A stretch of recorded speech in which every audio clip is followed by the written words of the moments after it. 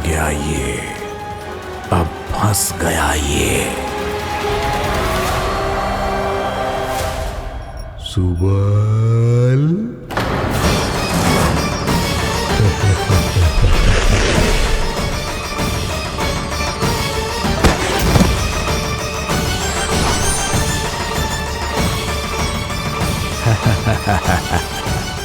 इन सब का तो मुझे पता नहीं, परंतु मुझे बड़ा आनंद आ रहा है इस खेल में।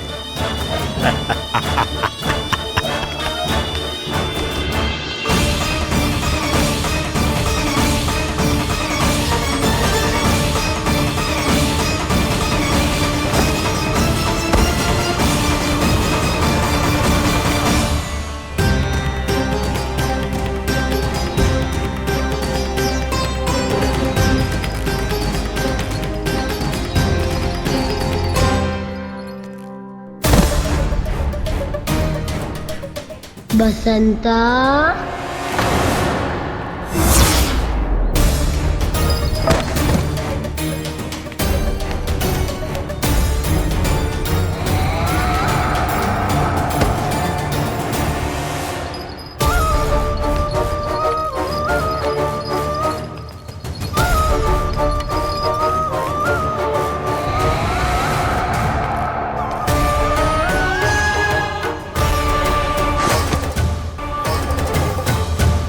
ये तो एक एक करके सभी बालकों को अपना शिकार बनाता जा रहा है। प्रभु ऐसा क्यों करने दे रहे हैं? प्रभु की हर लीला का कोई ना कोई उद्देश्य होता है। यदि वो इस असुर को इन निर्दोष बालकों पर अत्याचार करने से नहीं रोक रहे हैं, तो इसका भी कोई ना कोई कारण अवश्य होगा।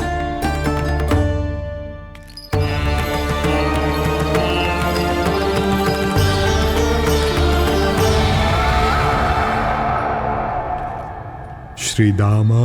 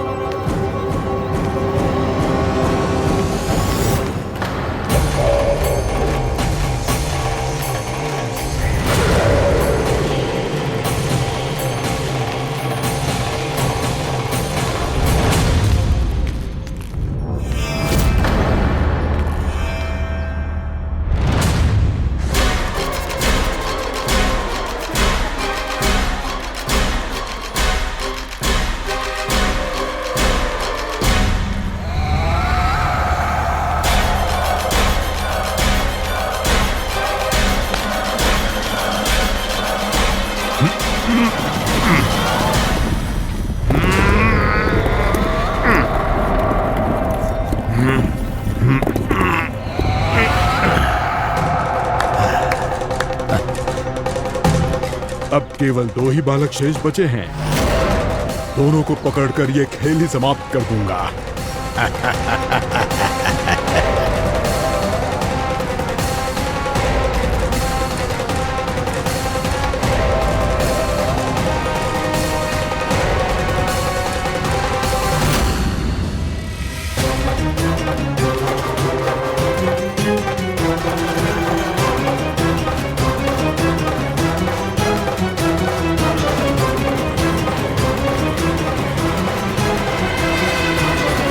ये तो छलिया है, मायावी छलिया। मेरे सभी सखाओं को शिकार बना लिया इसने। मैं इसे नहीं छोड़ूंगा। कान्हा, कान्हा,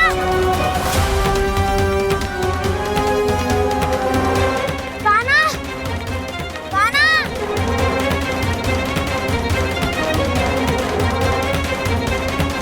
कान्हा, ताऊ,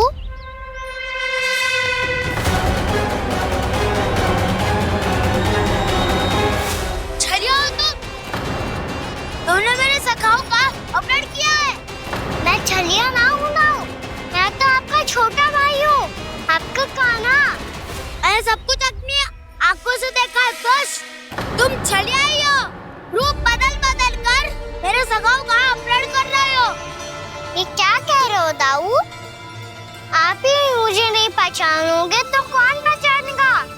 कान्हा, ये नहीं, मैं हूँ वास्तविक बलराम, तुम्हारा दाऊ।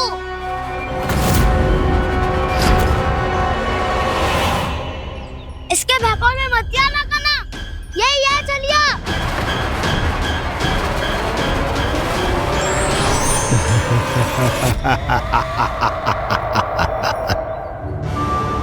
बुद्धिमान बालक, केवल तुमने ही पहली बार में माना है कि मैं ही वास्तविक छलिया हूँ। पर हम तुमसे भयभीत नहीं है दुष्ट। इसी क्षण हमारे सखाओं को मुक्त कर दो। अच्छा, यदि इतना ही क्रोध आ रहा है तो जाओ, छुड़ा लो अपने सखाओं को।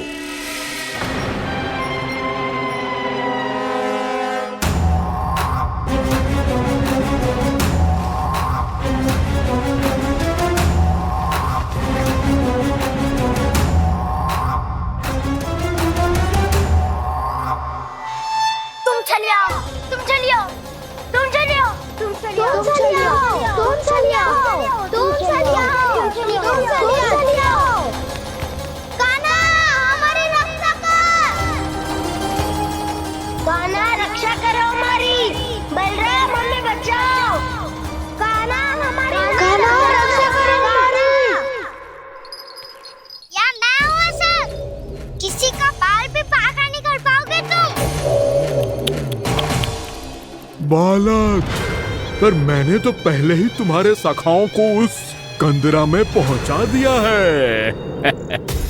बेचारे इस समय घबरा के रो रहे होंगे, सहायता की भिक्षा मांग रहे होंगे। जानते हो तुम उन सबका अपहरण क्यों कर पाए? क्योंकि मैंने तुम्हें कर नहीं दिया, ताकि मुझे तुम्हारा सामना करने के लिए हिकायत मिल सके। अच्छा। आओ, जाके सखाओं को बचाओ। इस दुष्ट के लिए मैं पर्याप्त हूँ।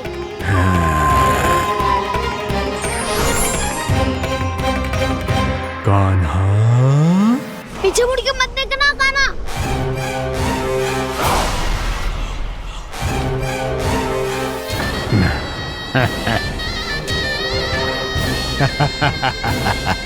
अपने सखाओं की तरह अब तुम भी फंस गए कृष्ण।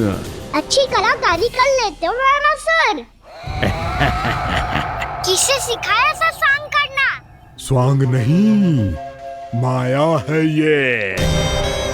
ये विद्या मैंने अपने पिताश्री से सीखी है।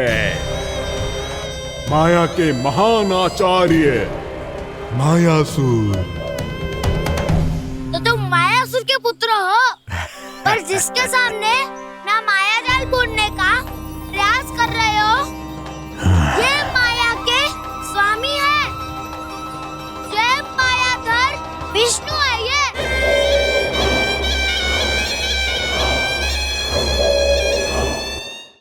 जिसके सामने माया जाल बुनने का प्रयास कर रहे हो, ये माया के स्वामी है। ये मायाधर विष्णु है। ये अच्छा, तो होते रहे। मैं तो इनकी हत्या करने आया हूँ और हत्या करके ही जाऊंगा। दाऊ, आप सखाओं को बचाओ, मैं इनका सामना कर लूंगा।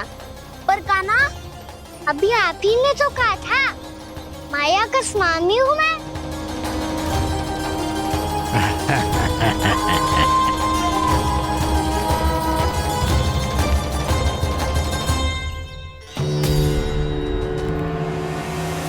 ये तो मथुरा का व्यापारी है। इसको अर्थ वो जो था वो सच में छलिया हो तो कहीं वो नंदमोहन तो ना पहुंच गया। हमें शीघ्र ही गांव जाना पड़ेगा और सबको सावधान करना पड़ेगा। चल।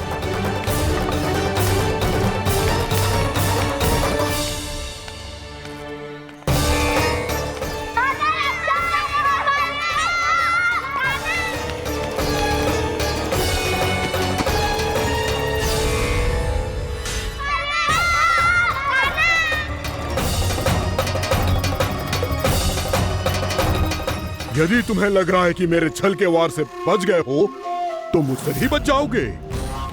ये तुम्हारी सबसे बड़ी भूल है कृष्ण। मेरे पास बहुत सारे मायावी अस्त्र हैं जो क्षण भर में ही तुम्हें विष्णु लोक पहुंचा देंगे। तो फिर प्रतीक्षा क्यों कर रहे हो?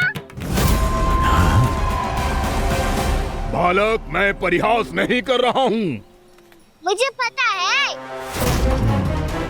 तभी तो कह रहा हूँ शीघ्र दिखाओ ना। मुझे तुम्हारे सारे मायावी अस्त्र देखने हैं। कैसे बालक हो तुम? मैं यहाँ खेल दिखाने नहीं आया हूँ। तो सवेर रात क्यों कर रहे हो ब्रह्मासुर? जो करने आए हो वो ही करो ना। अब देखो कैसे तुम्हारे प्राण एक ही वार में इस देह का साथ छोड़कर उड़ जाएंगे। मेरी मायावी अग्नि तुम्हारे भोले भाले से इस मुख को जलाकर भस्म कर देगी।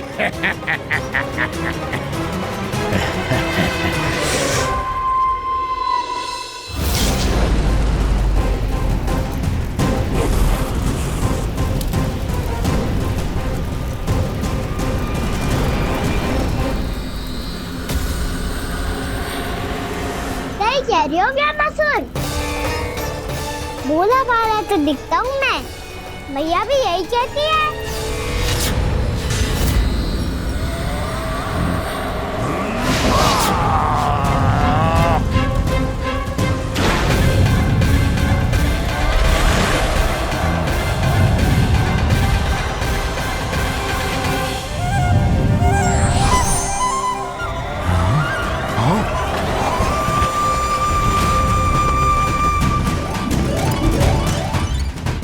आसन को उपहार देने के लिए बहुत बहुत धन्यवाद ब्रह्मासुर। बहुत समय से खड़े खड़े थक गया था मैं।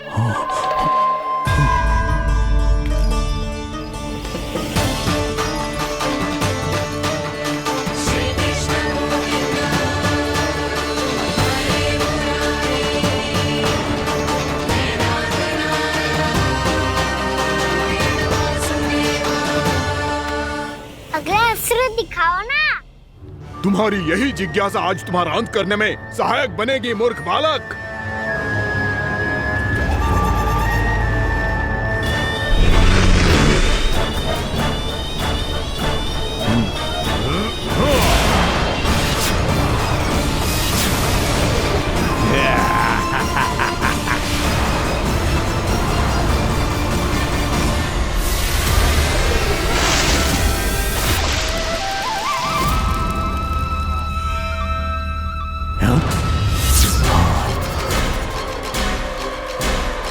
अच्छा, पर प्रक्षालन करना चाहती थे तो पहले क्यों नहीं बताया? मुस्कुराना बंद करो। तुम्हारी ये हंसी मुझे कांटों की तरह चुभ रही है। पर मैया तो कहती है कि मेरी मुस्कुराहट फूलों की तरह है।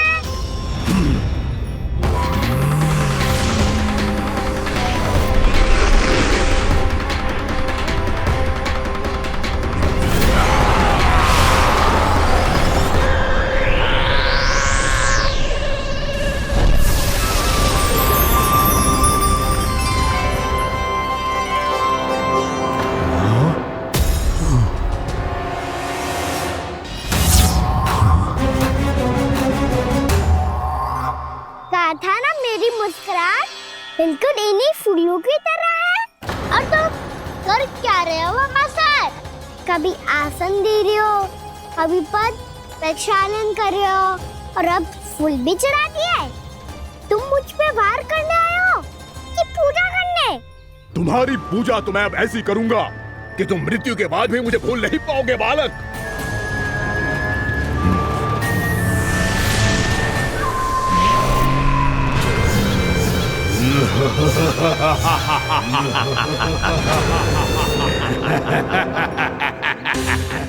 कान्हा, ये चट्टान तो मुझसे हिल ही ना रही।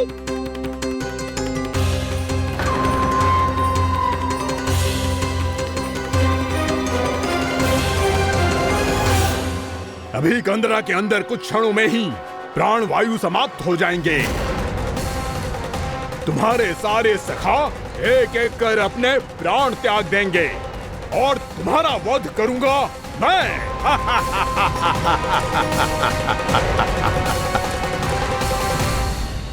अरे सब जन बच के रहना। छलिया आया हुआ है वृंदावन में। अरे छलिया आ गया है। वृंदावन में मायावी छलिया। अरे क्या हुआ? कौन छलिया? मायावी छलिया सबको छलता है वो।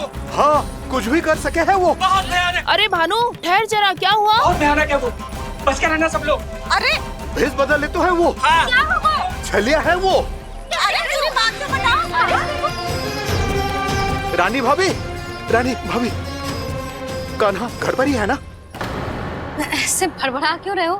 कोई भूत देख लियो है क्या? भूत ना भाभी, छलिया से भेंट हो गई। सच्ची का मायावी छलिया है भाभी। क्या उल्टा सीधा बोले जा रहे हो? ठीक से बताओ।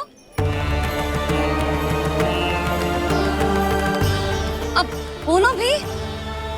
वो कान्हा के पीछे पड़ो है वो। मेरे लल्ला के पीछे?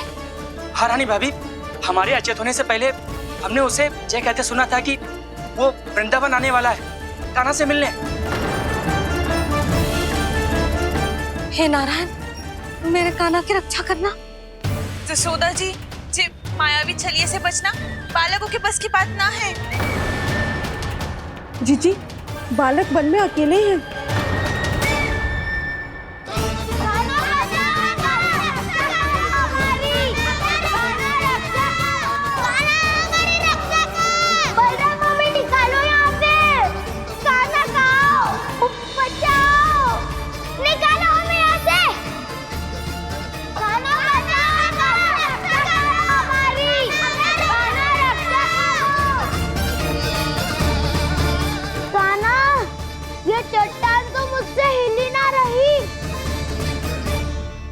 यदि मैं माया का स्वामी हूँ तो आप भी बल के स्वामी हो।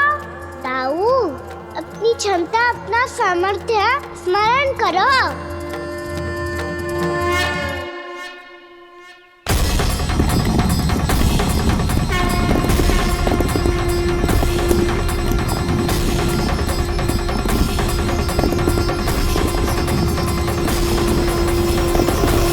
इससे पहले कि वो गंधरा का द्वार खोल के तुम्हारे सखाओं को बाहर निकाले, मैं तुम्हारे प्राण ले लूंगा कृष्ण।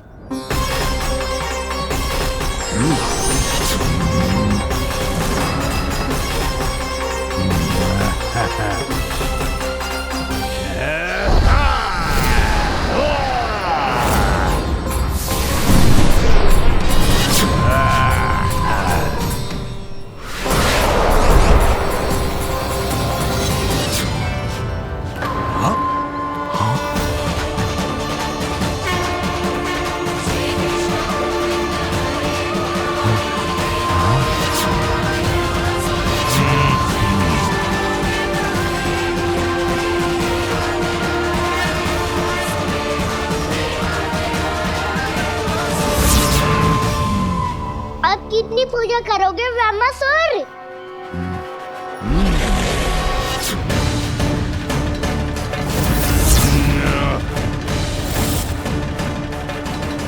प्रभु तो खेल खिला रहे हैं इससे, और ये खेले जा रहा है विवश होकर, उनकी माया से बाध्य होकर।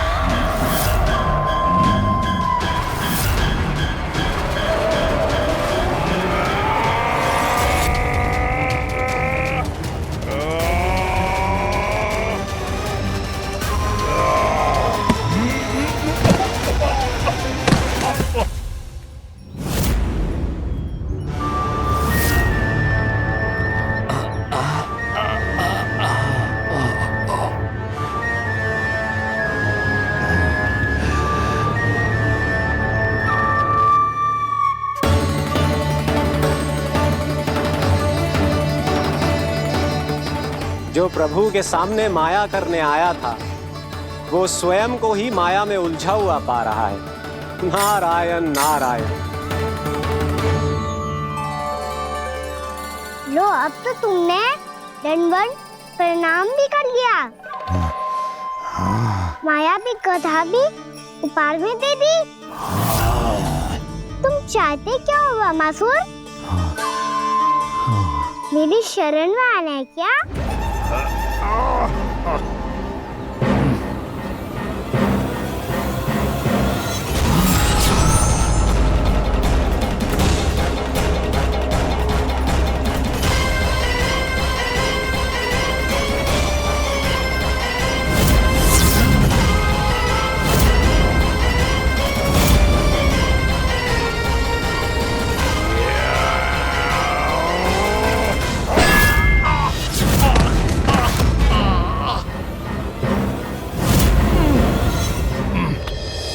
सोच विचार का समय ना है हमारे पास।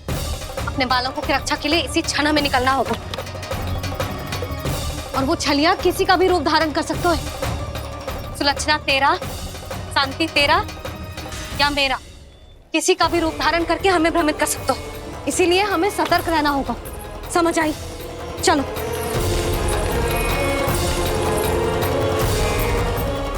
अभी भी समय है वामासुर, समय लाओ।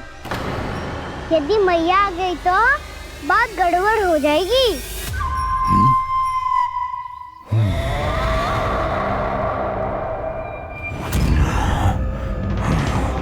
मुझसे दूध का कोई लाभ नहीं होगा। वामासुर, स्मरण करो तुम कौन हो? मायासुर का पुत्र हूँ मैं, अपने स्वामी महाराज कंस का सेवक हूँ और तुम्हारा हूँ मैं काल।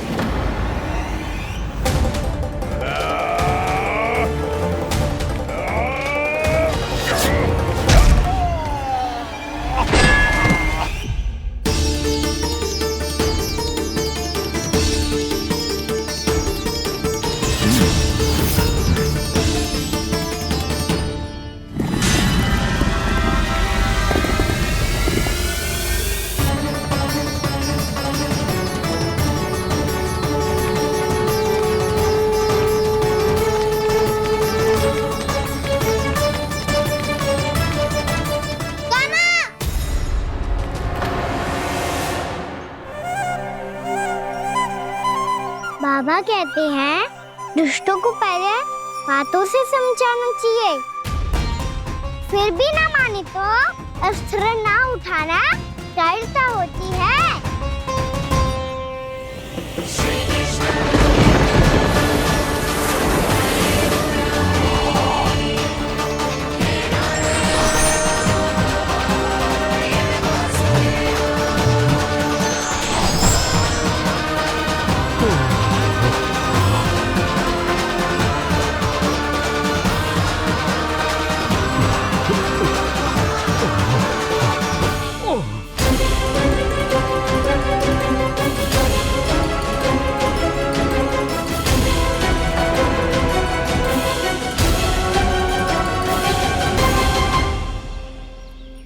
पता था मुझे, अपने बाबा के स्वरूप को हानि नहीं पहुंचाओगे। सही कही तुमने।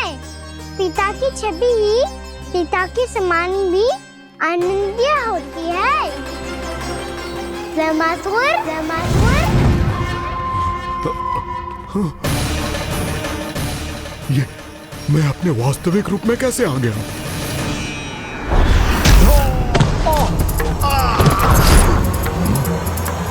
मेरे बाबा का स्वरूप नहीं लेना चाहिए था तुम्हें।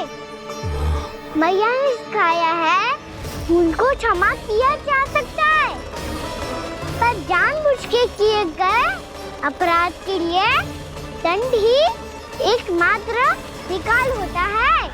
ये बार बार अपनी मैया का नाम ले रहा है। यदि मैं वो स्वरूप लूं तो अपनी मैया पर वार नहीं कर पाएगा ये।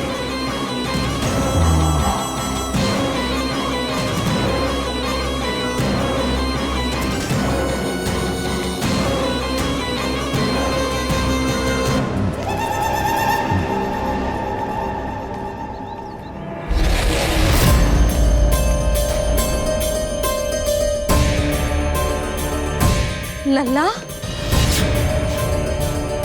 मैं तेरी मैया हूँ, अपनी मैया को मारेगा? बच गया। समझाया था पर तुमने एक बार फिर से मूर्खता कर ही दी। इस पर तुमने पहले से भी बड़ी और पहले से भी भयंकर भूल किया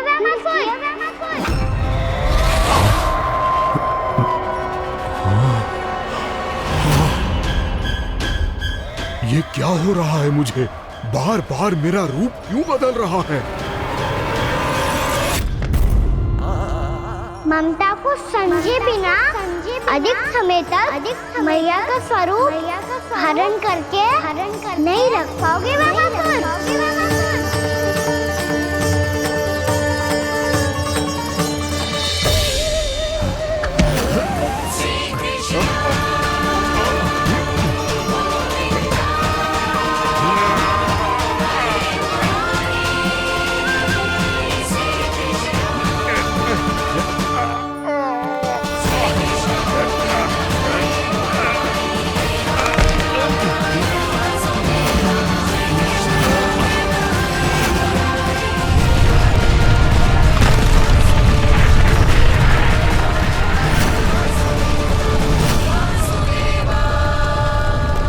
प्रभु के क्रोध से धरती भी कांपने लगी है।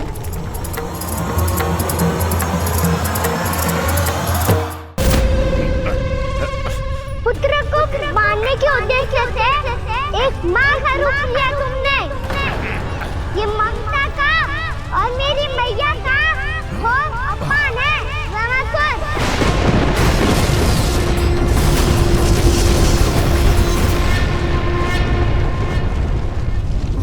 इससे पहले इस असुर के कारण निर्दोष प्राणियों का कोई अहित हो, मुझे कुछ करना होगा। यदि मैं माया का स्वामी हूँ तो आप भी बल के स्वामी हो। दाऊ, अपनी क्षमता, अपना सामर्थ्य स्मरण करो।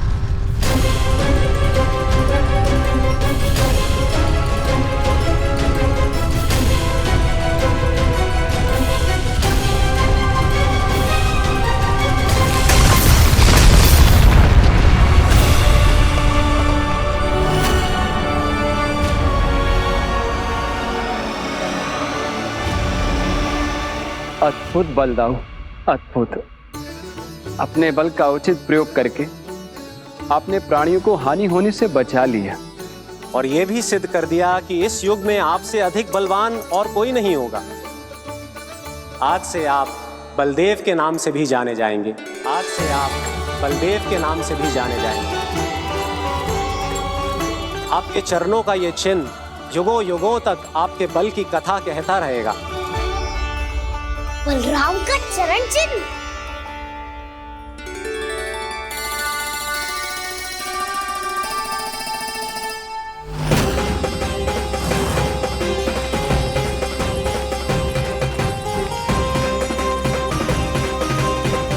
मेरी माया से आज तक कोई नहीं बच पाया है।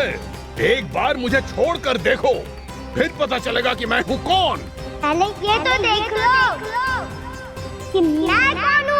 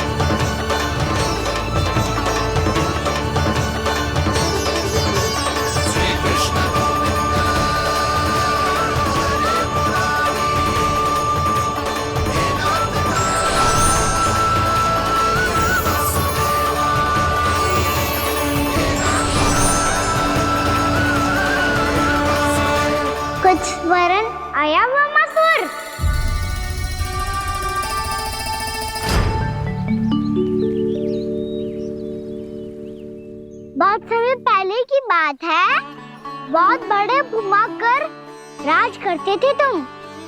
तुम्हें महान राजा भीमम के नाम से जाना जाता था।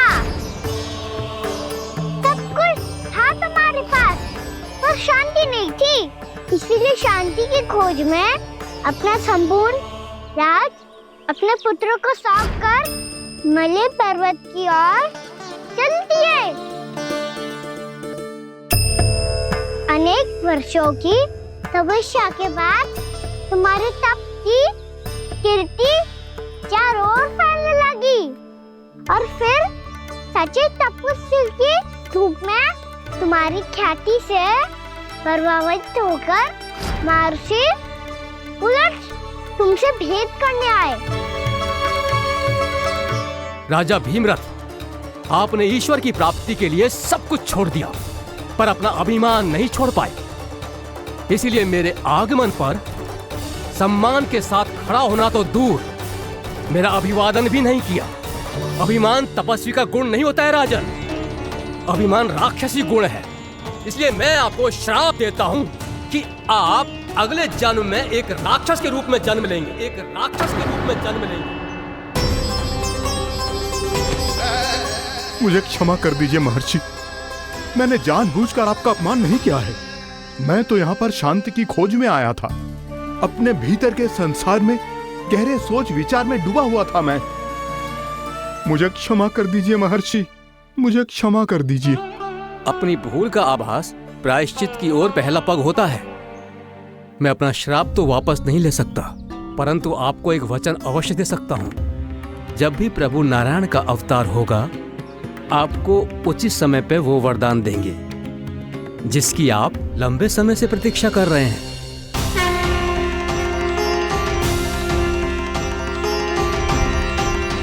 प्रभु, आपने मेरी आंखें खोल दी। अब मुझे पता चल गया है कि आप कौन हैं और मैं कौन हूँ। इसलिए आप मुझ पर कृपा करके अपने चरणों में स्थान दे दीजिए। मुझे वो शांति प्रदान कीजिए जिसकी खोज में मैं वर्षों से भटक रहा हूँ। शांति तो मोक्ष में ही है, इसीलिए मैं तुम्हें मोक्ष का वरदान देता हूँ।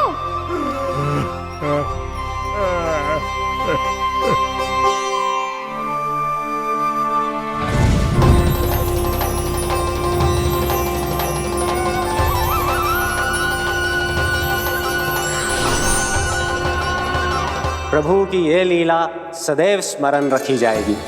इस स्थान को इनका आशीर्वाद मिलेगा और इस कंदरा को व्योमासुर की कंदरा के रूप में पहचाना जाएगा। भविष्य में अनेक ऋषि मुनियों की शरण स्थली बनेगी ये कंदरा। दीदी, ये कोई साधारण बालक ना है। ऐसा चमत्कार कोई साधारण बालक थोड़ी ना कर सकते है। तुम सत्य कह रहे थे बलराम, गाना सच्ची में भगवान ही है। तभी तो सब देवता इसे बसाने और इसकी ओर से युद्ध करने आते हैं। तुम सब ऐसे आंखें फाड़ के क्यों देख रहे हो मुझे?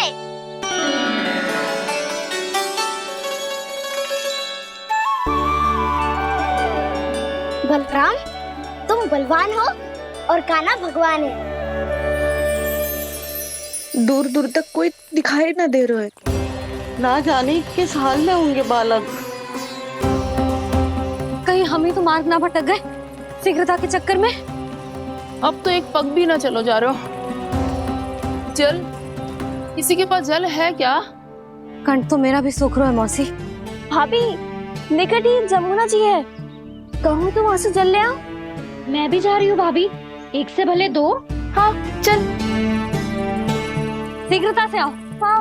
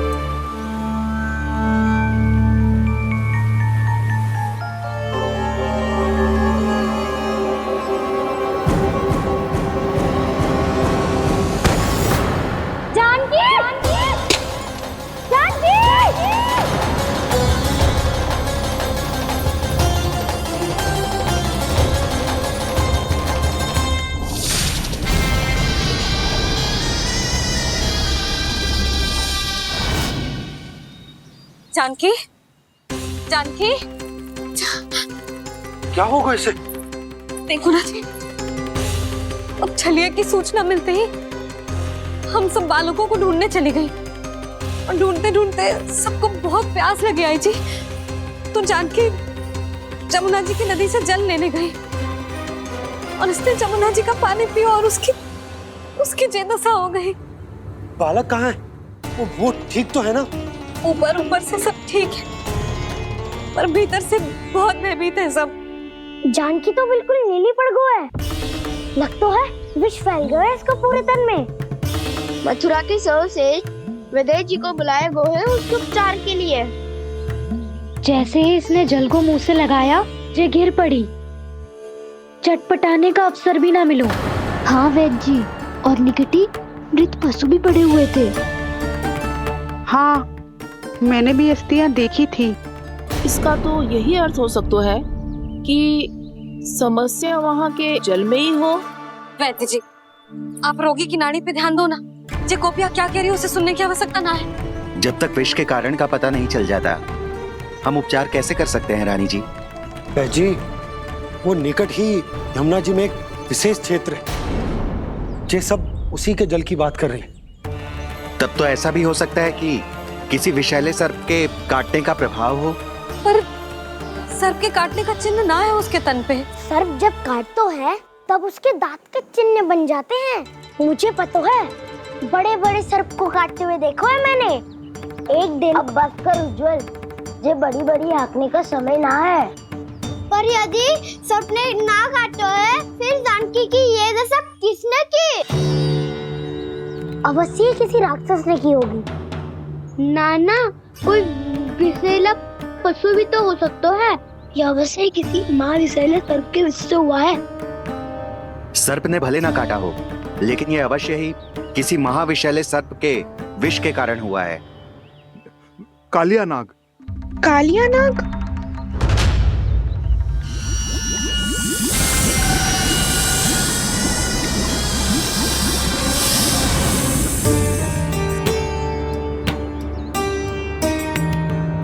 संकेतों से तो ऐसा लगता है कि जानकी ने कालिया नाग के क्षेत्र के विशाल जल पी लियो है।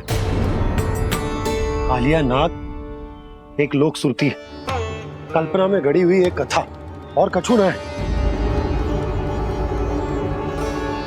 हमें जाके पता लगाना पड़ेगा। पर हमें वहां जाने से मना क्यों है ना बड़ों ने? उज्जवल सही कह रहे हो है। इस समय जानकी के स्वार्थ से अधिक महत्वपूर्ण और कछु ना है। जानकी हमारे लिए ही जलाने गई थी जी। ना मैं उसे जाने देती ना जैसा वो तो।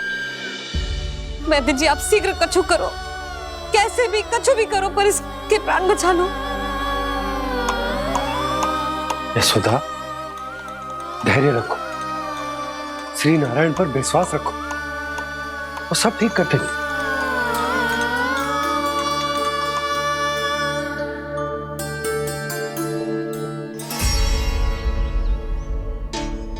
विष की काट की मेरे पास जितनी जड़ी बूटी थी, मैंने सब अर्क बना के पिला दी, पर इसकी दशा में अभी तक कोई सुधार नहीं दिख रहा है।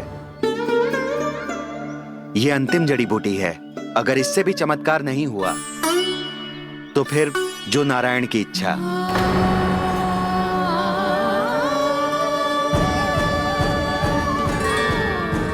पर कोई तो उपाय होगा जानकी को बचाने का। कान्हा, यदि तुझे किसी औषधि के बारे में पता है हमें बता दे, हम जाके ले आएंगे।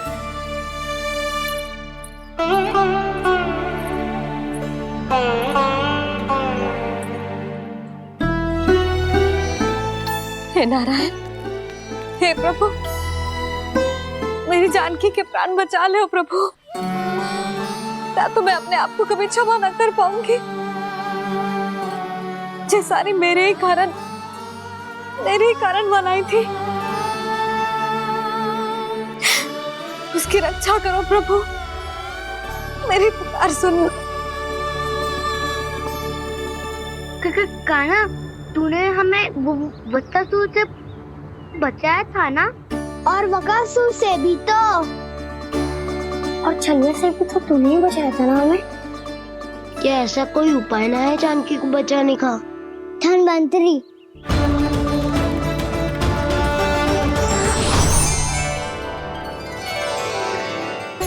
मैं आ गया हूं प्रभु, चिंता मत कीजिए,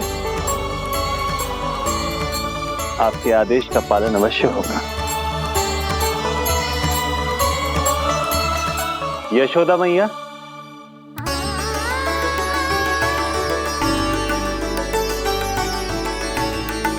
मैया आपको कोई पुकार रहा है।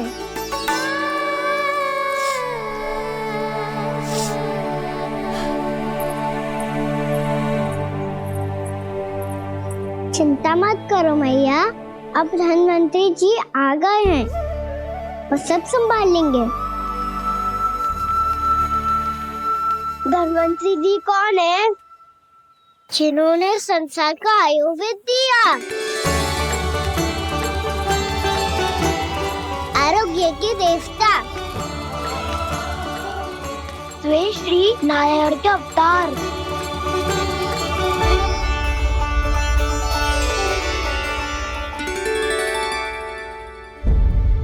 मुझे पता चला है कि आपको वेद की आवश्यकता है। हाँ हाँ, भीतर आइए। आइए आइए बैठे जी। जी रहे। मथुरा का सर्वश्रेष्ठ वैद्य अर्थात मैं यहाँ आ चुका हूँ और रोगी को जितनी औषधि की आवश्यकता थी सब दे चुका हूँ। निश्चित रूप से आपने विष की काट के लिए बहुत ही उत्तम अर्घ तैयार किया है, इसीलिए किसी और वैद्य की आवश्यकता नहीं है। किंतु आप अकेले कितना कुछ करेंगे वैद्यराज, मुझे अपना सहायक ही बना लीजिए। पर जो करना था मैं पहले ही कर चुका हूँ। हाँ, वो तो आप कर चुके हैं, बस रोगी के तन से विष निकालना शेष है ना वैद्यराज? हाँ हाँ, बस वही शेष है। इनके रक्त को विष रहित करने में मैं आपकी सहायता करूंगा। पहले ये संजीवनी मानी जाने वाली इन लाल फूलों की बूटी को भी घिसना है ना?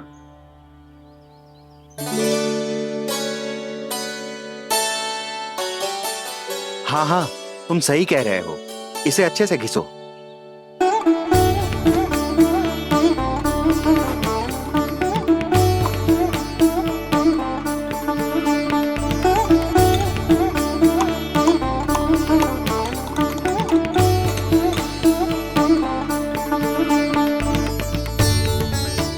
और ये नीले फूलों को भी तो मिलाना है ना? हाँ हाँ, अच्छे सहायक बन सकते हो तुम, ऐसे ही श्रम करते रहो।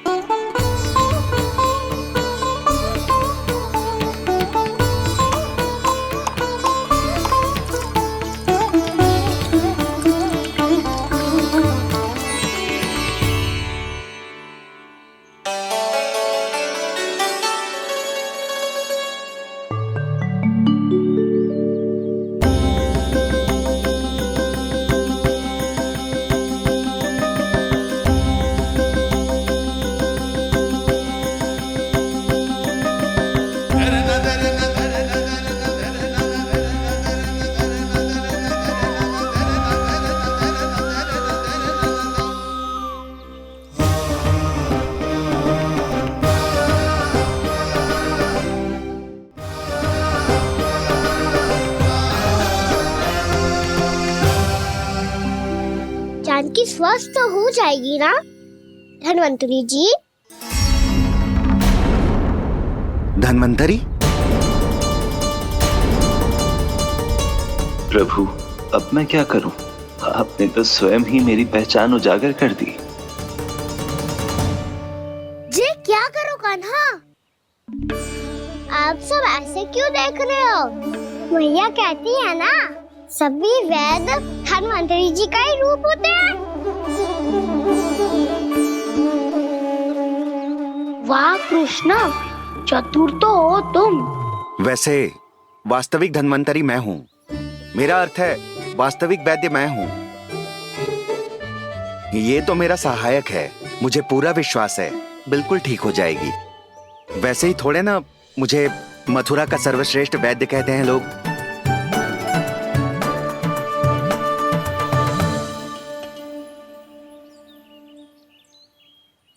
जसोदा भाभी, जसोदा जी, जानकी को चेतना आ गई।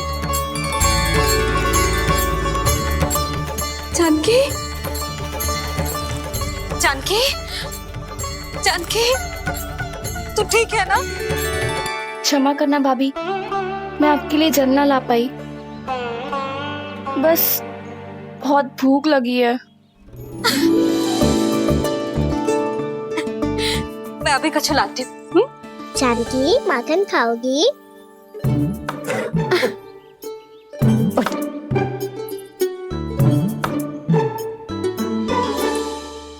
आजा, तू ही खिला दे लल्ला।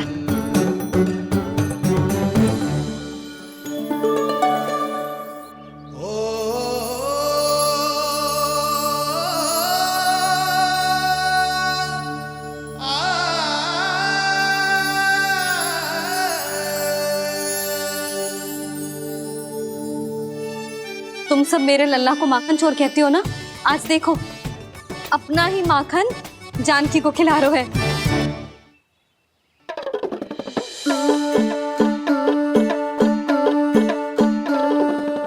थोड़ा और विश्राम कर लो। सदैव तुम हम सबकी सेवा करती हो, आज मैं तुम्हारी सेवा करूंगा। जानकी की जिद दशा तब हुई जब जय यशोदा काकी की सेवा कर रही थी, और अब देखो स्वयं भगवान ही इसकी सेवा कर रहे हैं। जानते हो इससे क्या सिद्ध होता है? जो भी यशोदा मैया की पूजा करेगा, अर्थात अपने माता पिता की सेवा करेगा, उनके साथ सम्मान से व्यवहार करेगा, ईश्वर स्वयं उसका ध्यान रखेंगे। कभी धन्वंतरी के रूप में तो कभी स्वयं कान्हा के रूप में। भक्त और भगवान का देखो कैसा ये अनुराग, स्वयं करे सेवा प्रभु, अद्भुत गोपी का भाग्य। प्रभु इन सब पृथ्वीवासियों से कितना घुल मिल गए हैं। ना तो ये प्रभु को भगवान मानते हैं और ना ही प्रभु अपने आप को इनसे सर्वश्रेष्ठ समझते हैं। अपने आचरण से ये सिद्ध कर रहे हैं कि ये सभी में हैं और सभी इनका ही अंश है।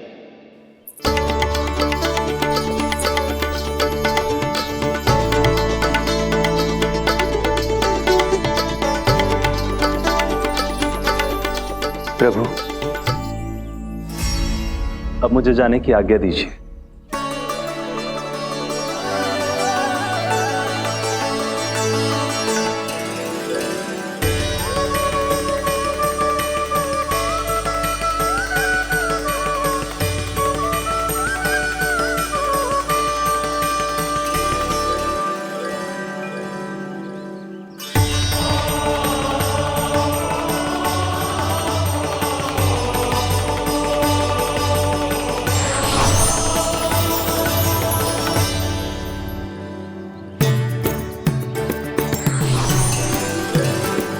कान्हा ने तो सच्ची में धन्वंतरी जी को बुला लिया था।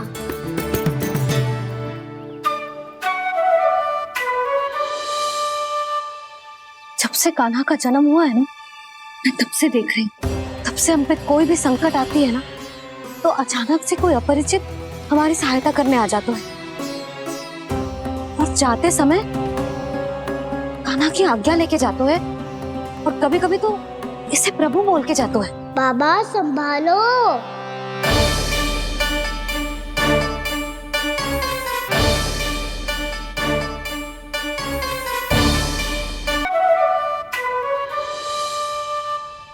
जब से कान्हा का जन्म हुआ है ना, मैं तब से देख रही हूँ, तब से हम पे कोई भी संकट आती है ना, तो अचानक से कोई अपरिचित हमारी सहायता करने आ जाता है, और जाते समय कान्हा की आज्ञा लेके जाते है, और कभी कभी तो इसे प्रभु बोल के जाते है। बाबा संभालो। यशोदा, इस जानकी को चढ़ो है और विचित्र विचार तुम्हारे मन में है। अरे सब जानते हैं कि हमारा परिवार राजसी, तुम्हें पता ना चलता हो वो, पर हमारे कान्हा को सब राजकुमार ही समझते हैं देखकर। इसीलिए उसे सम्मान देने के लिए सब ऐसा ही करते हैं, और कोई बात ना है।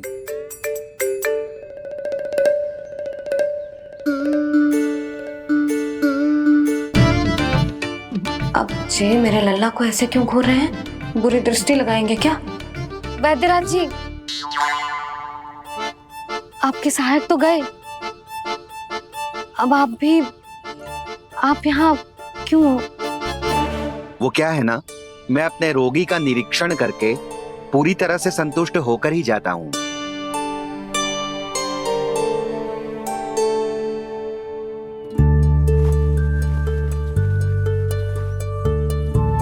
हाँ, संकेत तो अच्छे हैं, कल सुबह तक बिल्कुल ठीक हो जाएगी। धन्यवाद वैद्य जी।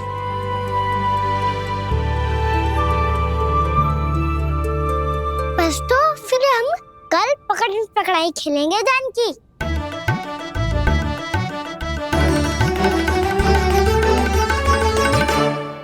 भानु, बंसी, जाकर उस क्षेत्र के चारों ओर बाड़ बनवा दो और वहां सूचना पट्ट भी लगा देना, ताकि जानकी के साथ जो हुआ है वो किसी और के साथ ना हो। शीघ्र जाओ। जी ठीक है।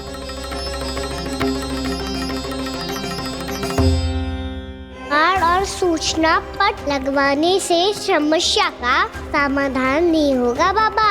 निर्दोष पशु सूचना पट देखकर भी कुछ समझ नहीं पाएंगे।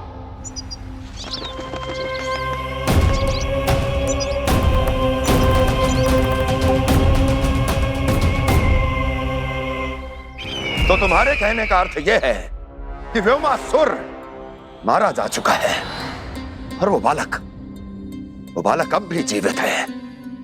हाँ महाराज, मैंने गोप बालकों को कहते सुना था कि कृष्ण ने छलिया को मोक्ष दे दिया है, पर वृंदावन सुरक्षित नहीं है महाराज। वो एक बहुत बड़ी समस्या से जूझ रहे हैं। कैसी समस्या? गांव के निकट क्षेत्र में किसी विषैले सर्प का निवास है। उसके विष का प्रभाव इतना भयानक है महाराज, जैसे विष ना हो, स्वयं हलाहल हो। मेरी कोई भी औषधि रोगी का उपचार नहीं कर पा रही थी। निकट के क्षेत्र में कहाँ है वो सर्प? गोप मानते हैं कि वो सर्प गांव के निकट यमुना नदी के जल में रहता है। मुझे तो लगता है महाराज, ये कालिया नाग की कथा कोई किंवदंती या लोक श्रुति नहीं, एक सच्चाई है, एक विषैली सच्चाई।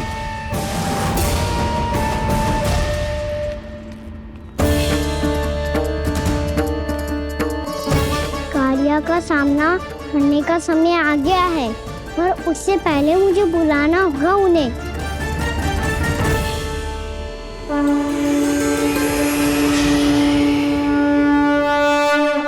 संसार के दारुण भय का नाश करने वाले, सभी कष्टों का हरण करने वाले, विश्व का समस्त ऐश्वर्य प्रदान करने वाले, कमल जैसे लोचन, मुख और चरणों वाले आजानुभुज श्री राम को मैं बार बार नमस्कार करता हूँ।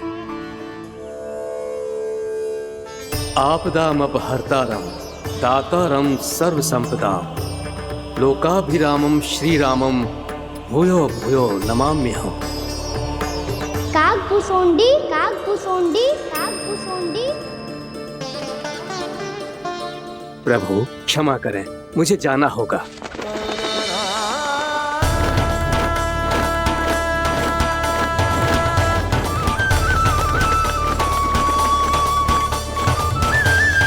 प्रणाम प्रभु। अनेक बार मैं आपके दर्शनों के लिए आया प्रभु। कभी नंद भवन के झरोखों से आपके दर्शन करके चला जाता था, तो कभी दूर किसी वृक्ष की आड़ से आपको निहार लिया करता था। आज आपने स्वयं मुझे बुलाकर धन्य कर दिया प्रभु।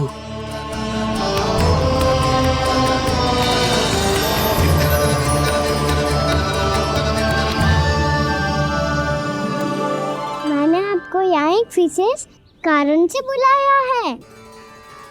आपके श्राप से इस कालिया नाग को मुक्त करने का समय आ गया है। ये तो बहुत ही उत्तम समाचार है प्रभु। इतने वर्ष बीत गए, मुझे आज भी स्मरण है वो दिन जब मैंने उन्हें श्राप दिया था।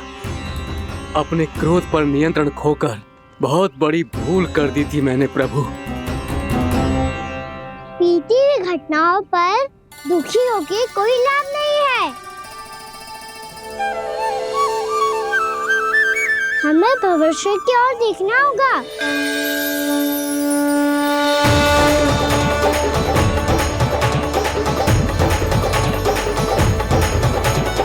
आदेश कीजिए प्रभु, क्या आज्ञा है आपकी? जब मैं कालिया नाग का सामना करने जाऊं, तो आप यहीं रहेगा। आपको अपने आप पता चल जाएगा कि कब क्या करना है। और हाँ, लौटते जाते समय नारद मुनि से कहेगा, वो आकर मुझसे भेंट करे। अवश्य प्रभु, प्रणाम। क्या इसने सच्ची में देवर्षि नारद को बुलाया है?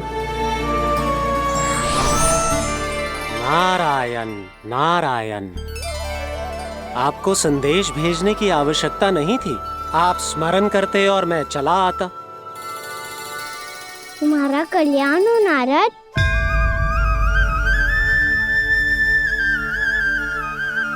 मैंने तुम्हें एक विशेष कार्य के लिए बुलाया है। आज्ञा दीजिए प्रभु। तुम्हें एक बार फिर कंस से भेंट करनी होगी। विचार कीजिए महाराज, क्या आप बिना किसी शंका के कह सकते हैं कि कौन सी पंखुड़ी पहली है और कौन सी 8वीं? उस दुष्ट से भेंट करना स्वयं कीचड़ में उतरने के समान है प्रभु।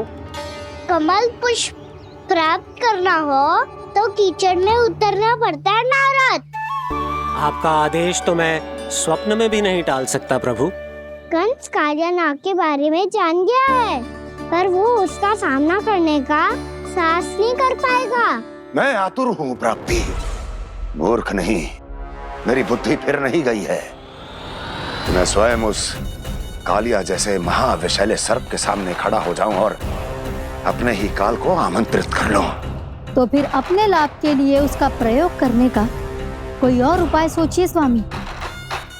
कुछ ऐसा कीजिए कि यमुना नदी का पूरा जल विषैला हो जाए और वृंदावन वासी उसका उपयोग करे, और आपका काल कहलाने वाला वो बालक स्वयं काल के गाल में चला जाए। उत्तम उत्तम सुझाव है प्राप्ति। अब मुझे उस कालिया तक पहुंचने का मार्ग ढूंढना होगा। उसको विवश करने का कोई उपाय ढूंढना होगा, क्योंकि व्यक्तिगत रूप से उससे भेंट करना असंभव है। असंभव। आप सही कह रहे हैं प्रभु। कंस में उतना सामर्थ्य नहीं कि वो कालिया नाग का सामना स्वयं कर सके। वैसे तो कालिया गरुड़ देव का भी सम्मान नहीं करता, तो फिर वो कंस का सम्मान क्यों करेगा भला? नहीं करेगा, पर कंस तुम्हारा सम्मान अवश्य करेगा नारद। तुम्हारी बातें भी सुनेगा और मानेगा भी। ये मेरी योजना का बहुत ही महत्वपूर्ण भाग है। तुम कंस के पास जाओ और कहो कि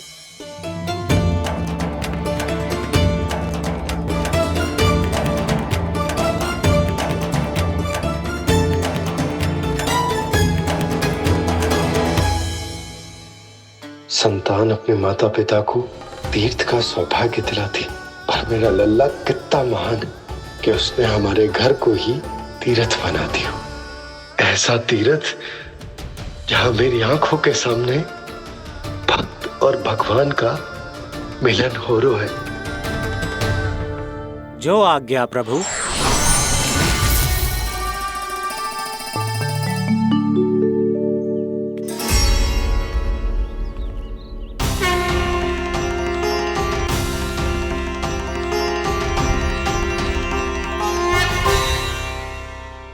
बाबा, कान्हा, ये सब क्या चल रहा है? पहले काग भुसुंडी जी और फिर जे नारद जी। क्या योजना बना रहे हो तुम? कान्हा, बताना लल्ला, क्या सोच रहे तू? कान्हा देख, अगर तुझे अपने बाबा को ना बताना हो ना, तो अपने भक्त को बता दे। क्या सोच रहे हो लल्ला? क्या करने वाले हो आप?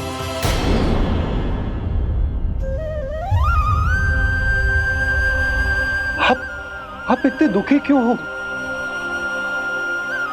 कान्हा, कान्हा, क्या होगा? क्योंकि मुझे आभास हो गया है बाबा, समय आने वाला है। कौन सा समय आने वाला है लल्ला?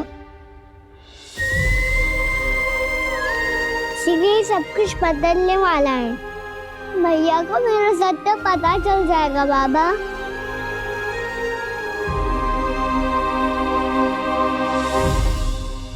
पर लल्ला, इसका काक भुसुंडी और कालिया नाग से क्या संबंध है? ऐसा क्या हुआ था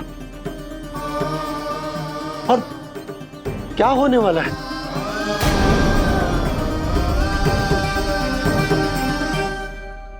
जो होने वाला है बाबा, उसका संबंध उससे है जो सैकड़ों वर्ष पहले हुआ था। महर्षि भृगु के एक वंशज थे वेद शिरोमणि, जो विंध्याचल की पहाड़ियों में साधना कर रहे थे। तभी वहाँ अश्वशिरा नाम के एक दूसरे मुनि आमंत्रण के बिना ही आ गए।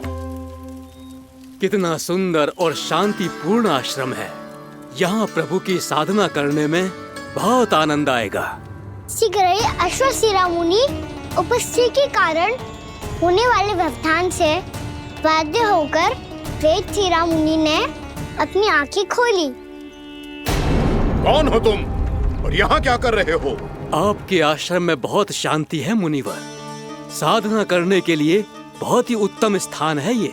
मैं चाहता हूँ कि मैं भी यहाँ। आप यहाँ साधना करना चाहते हैं, लेकिन इतना भी नहीं जानते कि किसी के आश्रम में प्रवेश करने से पहले उसकी आज्ञा लेनी चाहिए। आप ये भी नहीं जानते कि यदि कोई यज्ञ कर रहा हो तो बिना अनुमति के वहाँ प्रवेश करने से उसकी यज्ञ साधना भंग हो सकती है। आप क्या साधना करेंगे मुनि? आप तो साधना के योग्य ही नहीं हैं। इतना अपमान! एक मुनि के मुख से इतने कड़वे शब्द शोभा नहीं देते। मैं तुम्हें श्राप देता हूँ, जितनी विषैली तुम्हारी जिह्वा है उतने ही विषैले सर्प बन जाओ तुम। और ऐसा सर्प जो सांस भी ले तो निकट का वातावरण दूषित हो जाए। तुम्हारे इस दुस्साहस के लिए मैं तुम्हें श्राप देता हूँ कि तुम अभी इसी क्षण कौवा बन जाओ, और ऐसा कौवा जो कांव कांव करके अनर्गल प्रलाप करता रहे।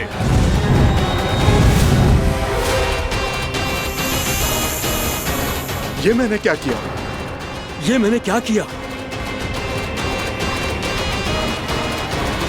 क्रोध के कारण दोनों ने एक दूसरे को श्राप दे दिया। पर दोनों ही मेरे भक्त हैं, और भगवान होकर मैं अपने भक्तों को इतनी कठिनाई में कैसे देख सकता था। इसीलिए जिस संकट में उन दोनों ने अपने आप को फंसा लिया था, उसका समाधान करने में मैं उनके पास गया।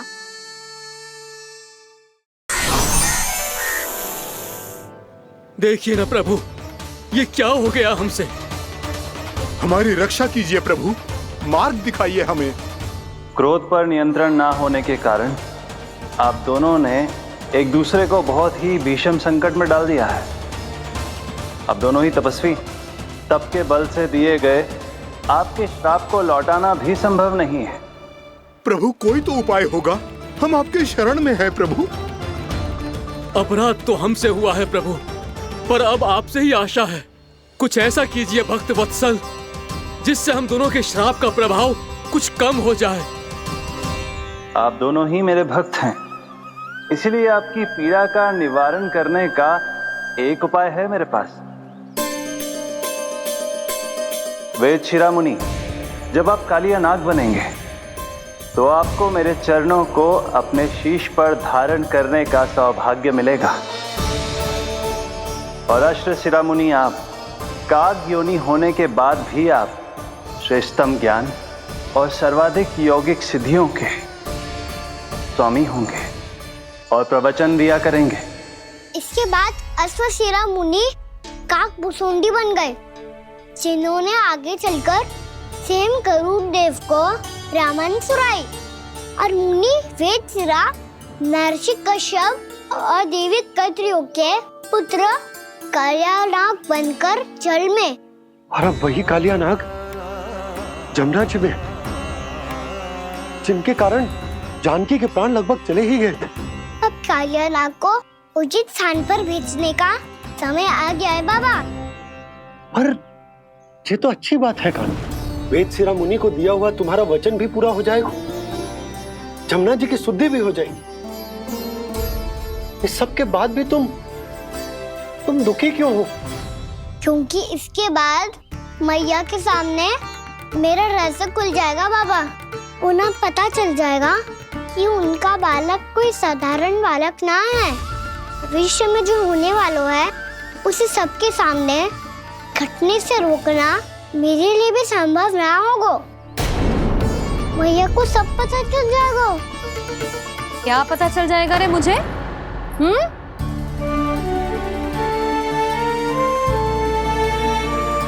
यही कि सबसे अधिक प्रेम मैं आपसे ही करता हूँ। अब बस भी कर, चलो भोजन के लिए बुलाने आई थी तुम दोनों को। भूखा थोड़े ना रहने दूंगी अपने लल्ला को, मेरा लल्ला दुर्बल हो जाएगा ना। आप खिलाओगे तो ही खाऊंगा। हाँ ठीक है, मैं ही खिलाऊंगी। अब चल, आओ जी चल।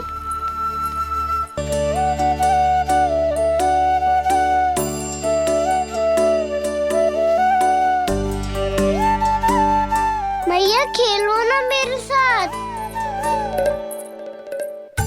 मैया सुनो ना, मेरी बात ना मानोगी? अभी बहुत कार्य पड़े लल्ला, देख जानकी को औषधि भी देने जानो है ना। औषधि मैं दे दूंगा, फिर तो खेलोगी ना आप मेरे साथ। पिछले कुछ दिनों से अपनी मैया का अधिक से अधिक प्रेम पाने का प्रयास करो है कान्हा। इसका तो एक ही अर्थ हो सकता है कि कछु बहुत बड़ो होने वाला है। कान्हा रुक जा लल्ला। कान्हा क्यों तंग कर रहा है? मैया को पहन लेना। कान्हा, कान्हा, ये क्या करो तूने?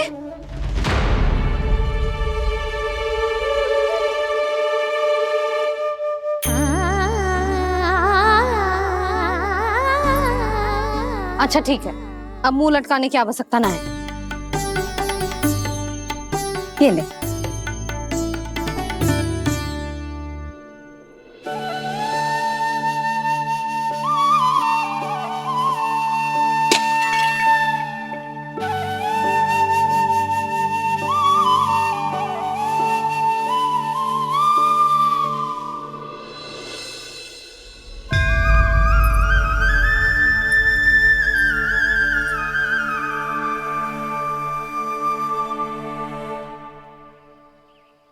तंग करे मैया को खिजाए, खेले रूठे मनाए, लीला अनोखी करके शरारत, कान्हा दंड भी पाए।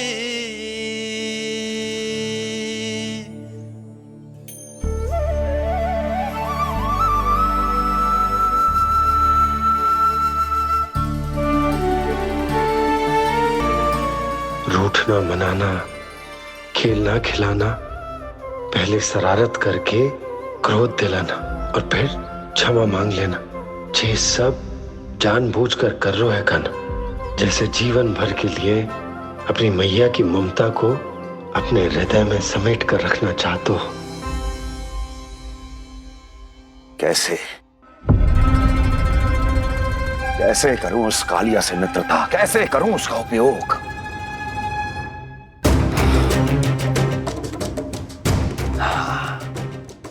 उस पर आक्रमण कर देता हूं और उसे किसी ना किसी तरह से यह विश्वास दिला देता हूं कि यह आक्रमण उस विष्णु अवतार ने किया है। फिर वो क्रोध में आकर सारे वृंदावन वासियों को अपने विष से समाप्त कर ये उचित है। नारायण हरि, नारायण हरि।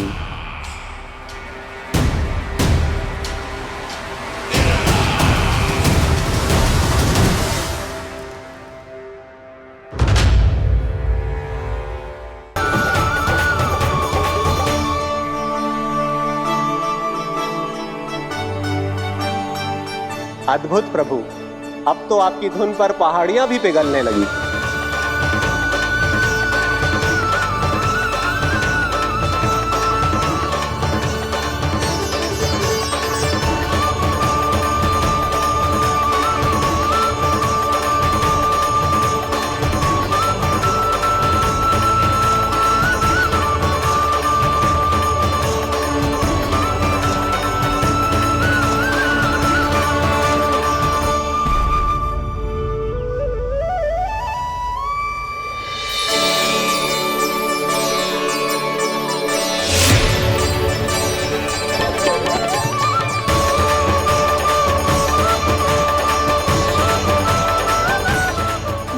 देखते पूरी पहाड़ी बाहुविहल होकर पिघलने लगी है।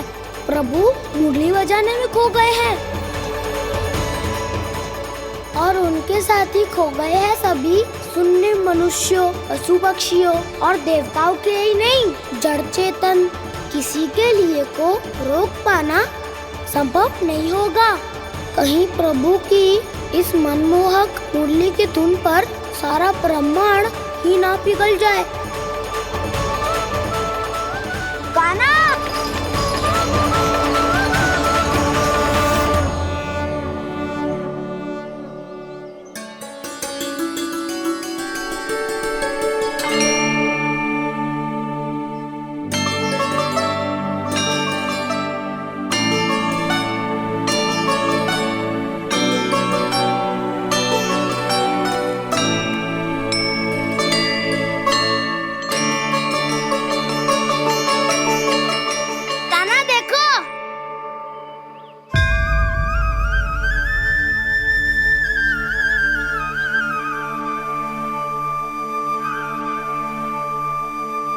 या तो आपके चरण का चिन्ह बन गया है प्रभु।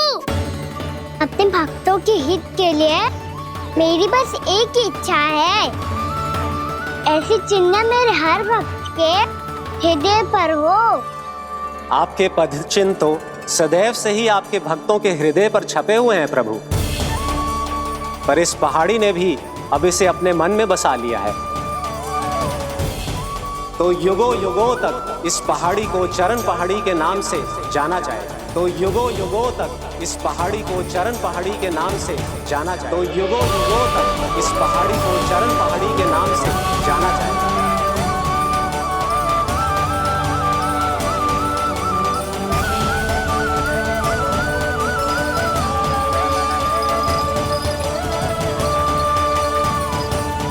कान्हा, तो हमारे पास से वहाँ कैसे चले गए हो? हमें तो पता भी ना चलो। मैं कहीं ना गया था उज्जवल, और ना ही कहीं जाऊंगा।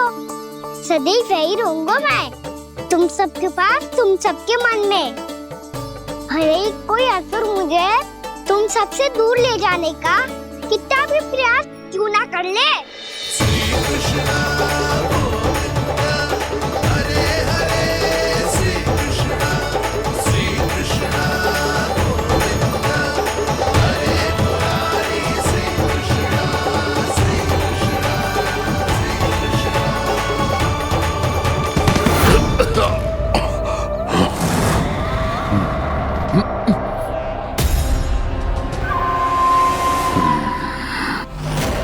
भले ही कितनी भी लीला क्यों न रच ले वो, आज उस छलिया कहलाने वाले विष्णु का सामना सच्चे छलिया से होगा।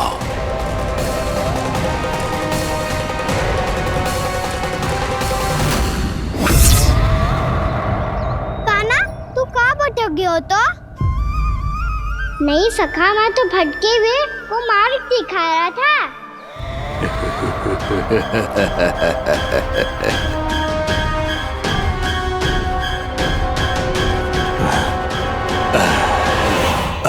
फिर से कहीं मत चले जाइयो, बहुत कठिनाई से फिर से तेरा साथ मिलो है हमें। कान्हा तो इतने दिन बाद आए हो हैं। आज हम केवल गैया ना चराएंगे, कछु आनंद भी लेंगे आज। किसो आनंद? मैंने मारा और गैया सरा के घर दूल्हे से पहले ही सीधे सीधे सब घर चलो। वैसे भी वन में बहुत भय लगता है मुझसे। क्योंकि किस बात का भय? इतनी शीघ्र बोल गए।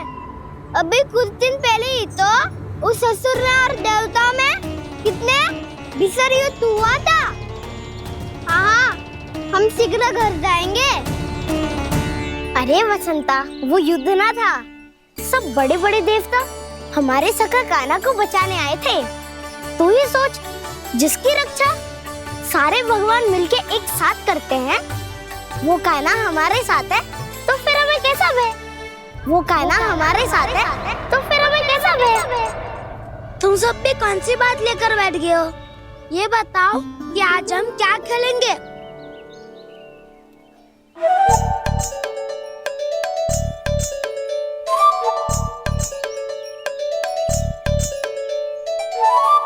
चोर प्रहरी खेले। चोर प्रहरी? हाँ, इस पे एक जन प्रहरी बनते हैं और शेष बनते हैं सब चोर। और चोर का कार्य होगा भागना और छुपना, और प्रहरी का कार्य होगा चोर को पकड़ लेना। अरे वाह कान्हा, क्या खेल बताए है। इसमें तो बहुत आनंद आएगा। ये खेल भले ही तुम सब खेलोगे बालकों, पर आनंद तो मैं ही लूंगा।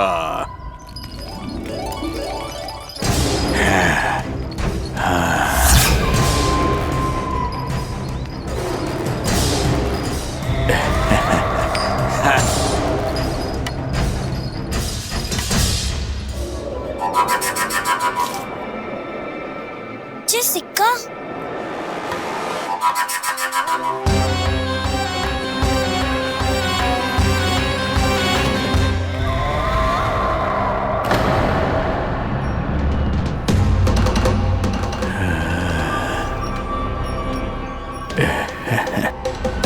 कौन हो तुम? छलिया, मायावी छलिया।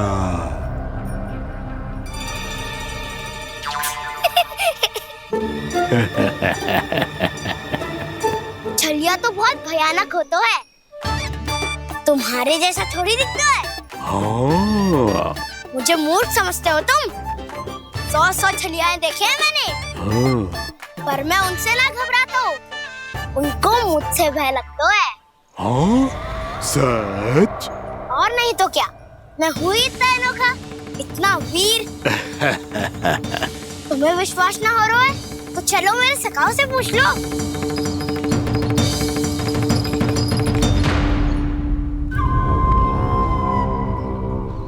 वहाँ क्या देख रहे हो? इधर देखो ज्वर।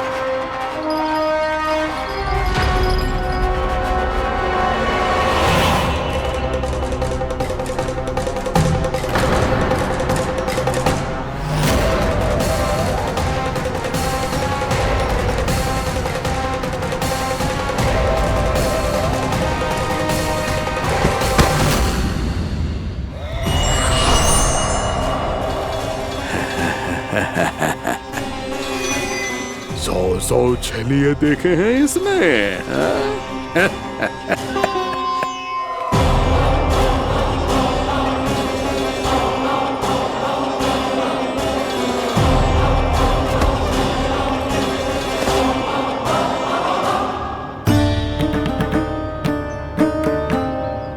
किसे देख रही हो कान्हा? उज्जवल को। कहाँ चले गया वो?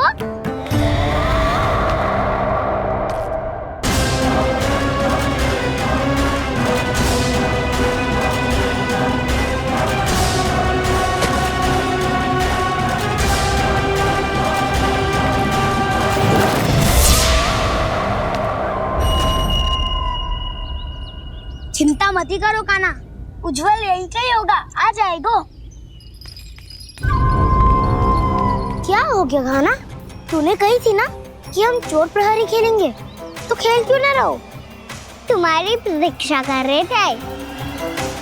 वैसे तुम कहाँ रह गए थे?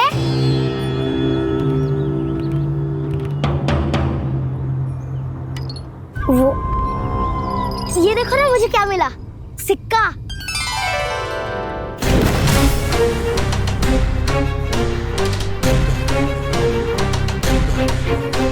दीदी दिखा दिखा। ना ना, ऐसे ना, जे सिक्का मैं उछालूंगा और जिसके हाथ में आया वो बनेगा प्रहरी और अन्य सब चोर। शिकार है। यदि मैं प्रहरी बन गया तो बहुत सरलता से इस कृष्ण को पकड़कर गुफा में ले जाऊंगा और वहीं इसकी हत्या कर दूंगा। इसे इसके ही यंत्र में फंसाना होगा मुझे।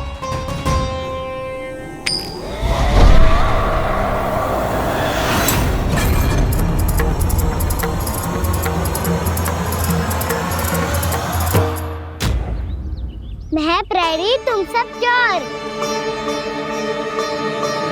कोई बात नहीं कृष्ण, अब इस उज्जवल की तरह पहले तुम्हारे सारे सखाओं को फंसाऊंगा मैं और फिर ले जाऊंगा तुम्हें।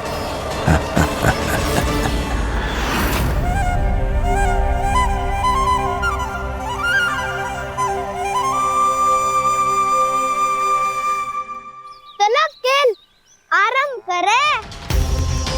कान्हा, तो हमें पकड़ना। आंखें बंद कर कान्हा।